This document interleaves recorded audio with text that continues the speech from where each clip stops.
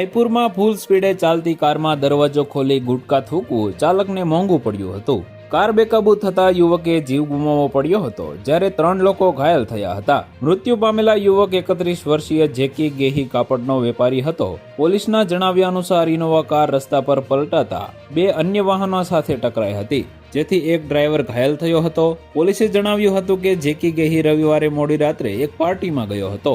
તેણે પોતાના દોસ્ત આકાશ ચંદાણીને રાત્રે લગભગ 1:30 વાગ્યે રિસીવ કરવા બોલાવ્યો હતો। આકાશ પંકજ છાબડા સાથે ઇનોવામાં આવેલ આકાશ ગાડી ચલાવતો હતો। પંકજ આગળની સીટ પર બેઠો હતો અને જેકી પાછળ બેઠો હતો।